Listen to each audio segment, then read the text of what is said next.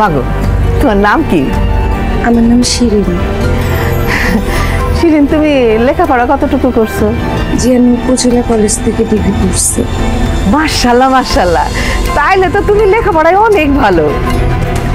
নিজের মায়ে দেখে কইতেছি, আমার মায়া 5 ওয়াক্ত নামাজ পড়ে, বাড়ির যত কাজ আছে সব সেই করে, আমারে কোনো কিছুতে হাত দিতে দেয় না।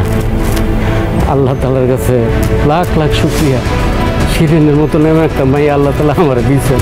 আপনার মায়ারে আমার খুব পছন্দ হয়েছে।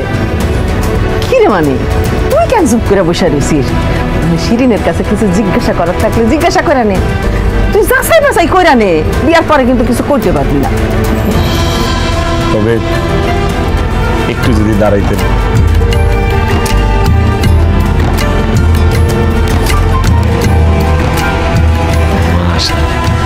উচ্চতাটা কি সুন্দর দেখছো। তোর লাগে কিন্তু ভালোই বানাইব।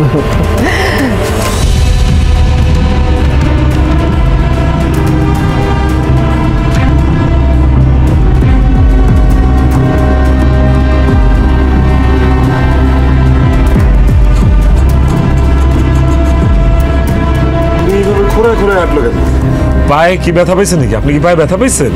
হ বাবাজি, আমার মায়ের পায়ে একটু ব্যথা, এই জন্যে। আপা মিথ্যা কথা বলতেছো কেন? ওনাদেরকে সব সত্যি কথা বলো। ইয়ে মানে আপা, আমার মায়ের পায়ে একটু সমস্যা আছে। তাহলে আপনার মেয়ে ন্যাংরা? এই জন্যই তো কই, এত সুন্দর মাইয়া, লেখাপড়া জানে, বিয়ার বয়স পার হয়ে যাইতেছে, বিয়া হয় না কেন?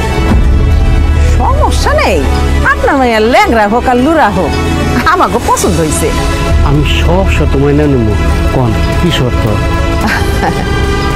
আমার পোলা বেকার, মনে করেন ব্যবসা বাণিজ্য করবো তো, আর পোলার আমার হুন্ডা চালানো যে শখ, একটা হুন্ডা দিবেন না। আর ওই যে নতুন একটা কি মোবাইল বেরিয়েছে না, ওই মোবাইল আমার পোলারে দিবেন। আর আপনার মাইয়া আমার ঘরে যখন যাইবো, মনে করেন তার সংসারটা সাজানোর জন্য যা যা লাগে, মানে সমস্ত ফার্নিচার টার্নিচার দিয়ে সাজাই দিবেন। আপা, আমি হলাম গরিব মানুষ, এত কিছু তো আমি দিতে পারবো না। তবে আমার 1010 টাকা জমানো আছে, সেটা মানিক বাবুজিরে দিতে পারবো। আর কিছু চাই না আপা, আমার মাইয়াটার বিয়ার বয়স চলে যেতেছে, আপনি দয়া করে বিয়ার কত ফাইনাল করেন না আপা। আমার এত সুন্দর পোলা, আপনার ওই ল্যাংড়া লোংড়া মাইয়ারা এমনি এমনি বিয়া করতে যাইবো কোন দুঃখে? আমি যেটা বলছি সেটা যদি দিতে পারেন, বিয়া হইব, নাহলে হইব না। আমার যদি সামর্থ্য থাকতো তাহলে তোমরা যা যা চাইছো তার চেয়ে বেশি দিতাম, কিন্তু আল্লাহ তাআলা তো আমার সেই সামর্থ্য দেয় নাই। আমি কি করবো কও? আমার মাইয়াটা খুবই ভালো মাইয়া। এই ভালো ধুয়া কি পানি খাবো নাকি? আপনার এই ল্যাংড়ালুলা মাইয়ারে আমি মাগনা মাগনা বিয়ে করতে পারবো না। মা চলো। বাবা শোনো, বাবা শোনো, আপা আমার কথা শুনে যান।